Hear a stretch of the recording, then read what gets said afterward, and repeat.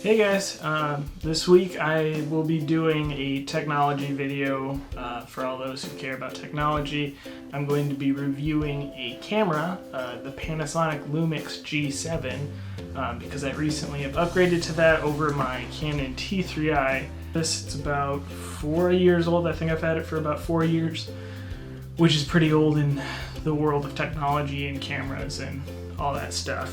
A couple of the great things I like about it is that a lot of the functionality that I want from a camera is built in straight to the camera. I don't have to hack it. I don't have to worry about which SD card I have plugged in for which thing. The T3i, a lot of the video functionality that I got out of it came from a hack called Magic Lantern, and I had to install it on an SD card, and if it got removed from the SD card or whatever, like I was on a film shoot and someone had a T2i, someone had a T5i, someone had a T3i. If we swapped cards, functionality breaks and whatever, I'm screwed. It has focus peaking, which is really handy when you're shooting video and you're doing manual focus and you're just trying to get the sharpest image possible, and it's really hard on a tiny LCD to shoot higher resolutions, so I'm able to shoot in 4K out of the box, no hacking required.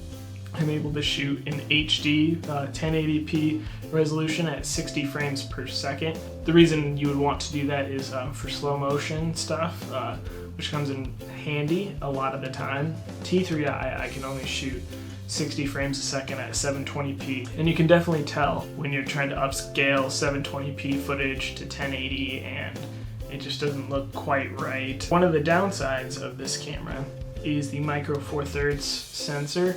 It's kind of cool because it's half the size of a photography full frame sensor, not the same as Super 35, but that's another video for another time. Okay, so it's about a 2x crop factor compared to photography full frame sensor. So essentially, being a 2x crop factor, everything is zoomed in twice as much compared to a photo full frame. So if I use 50mm on a full frame, I have to use a 25mm to be equivalent to what the 50mm is on the photo full frame. So if you get a focal reducer, it takes that image and shrinks it down to be the size of the micro 4/3 sensor. And because they can shrink the image that the lens is making into a smaller area, there's actually more light hitting the sensor and less light that's just kind of getting thrown away. And because of this, you actually get more brightness out of your lens. This plays into why I wanted this specific camera. I wanted to be able to shoot in low light better than I could with my T3i. I do a lot of weddings. I shoot lots of reception halls that are really dark. The image is a lot cleaner coming out of this camera at higher ISOs than my T3i. Plus the speed boosters helps me tremendously being able to shoot in low light. T3i, I was able to shoot at most receptions at a f-stop of 1.4 and an ISO of 1250 is usually the highest I tried to go. Anything higher than that was ridiculously noisy. But with this camera, I can shoot in those reception halls at an ISO of 6400 compared to the 1250 I tried to stay with on my Canon T3i. So that's effectively 2 1/3 stops brighter, and on top of that I can use my Metabones speed booster, essentially get a 1 1/3 stop of light from that as well, effectively making it 3 2/3, almost 4 stops of light, better performance in low light compared to what I can get on my T3i. Also, you can see in these comparison tests, the T3i is not nearly as good in low light as the Panasonic G7. These shots were done with the 35mm prime lens at an f-stop of 2.8, so it's not completely wide open because, you know, lens sharpness and all that's not what I'm trying to compare. I'm trying to compare the sensors and how well they can pick up detail, and you can totally see that the G7 is a heck of a lot sharper than the T3i. As far as shooting in low light goes, this is an aperture of 2, ISO 1600. My Shutter's at 1/50. And I am lighting this with my flashlight, which is really cool. My flashlight, as well as my monitor, or my computer monitor. And I'm just gonna turn this off so you can see. Yep, so that other light is my flashlight. Turn that off, or strobe, because it does that. So off, there's the wall, I'm pointing it at the ceiling. Pretty cool lighting effects. Yeah, that kind of looks cool. It looks pretty awesome. Like, that way? Nah. Speed booster. You can get a wider field of view and more brightness, and you also get larger bokeh, which is really cool lighting effect. The little circles in the background of this image. What's really great about the Panasonic G7 is the level of customization I can get out of it. There's 5 different function buttons that I can map to do whatever I want. So I have one set to, zoom in while I'm focusing, one set to push the button, and then I use either the top 2 dials. If I use one of them, it changes the white balance. If I use the other, it changes the ISO. I have another one to turn on silent mode. I have another button set to my zebras, so I can turn it on, off, set it to 95%, set it to 100%, which is great. I have another button for focus peaking. I can turn that on or off, set it to like low, high, whatever. All the features I want are always just one button, and I'm there. I'm in the setting, I'm changing it, I'm done, I'm moving on, getting my next shot.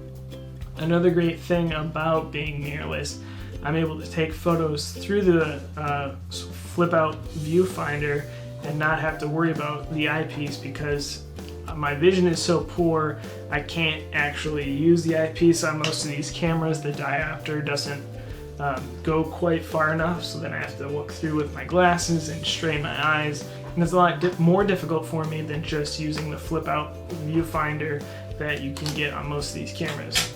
So when I take a photo, there's no mirror that goes up and down and has to reset before the next photo is ready. So on my T3i, it takes about 1 second.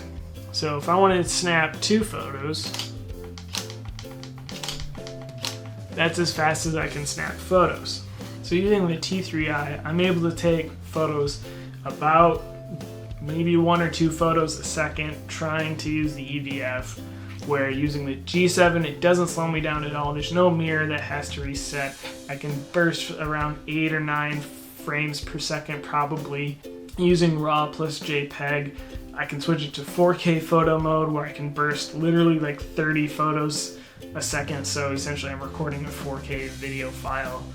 On the T3i, if I used anything larger than a 32 gigabyte card, I had to specially format it in a special way, trying to make the hack work. Randomly throughout the day, sometimes the 64 gigabyte cards would just say, "I'm broken, you have to format me in order to fix me." And that was a big problem, because if I format the card, I lose all the video I just shot the whole day. And if I don't format the card, I can't use it. So you'd always have to carry like 3 or 4 of them around, just in case a couple of them went down. To sum up, why I wanted to upgrade to this camera over my T3i is because I could get better low light performance, up to almost 4 stops of extra light, which is fantastic in reception halls. 4K resolution and downscale to 1080p, which makes it look super crisp, super clear, which is fantastic. I can shoot 1080p at 60 frames per second. It has a ton of customizability out of the box. I can also keep all the lenses that I currently use, because I can just use the adapter, the Metabone Speed Booster, to get better low light performance, and keep all the lenses I have. I don't need to invest into different lenses, which is really nice. So yeah, that's the Lumix G7, why I upgraded to it. It's a fantastic camera. And we're leaving to go to Colorado soon, so hopefully you'll probably see a video about that shortly.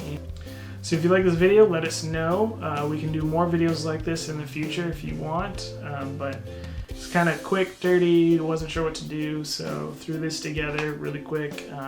If you want some more techie videos kind of things, just let us know. Drop a comment below. And thanks for watching. See you guys.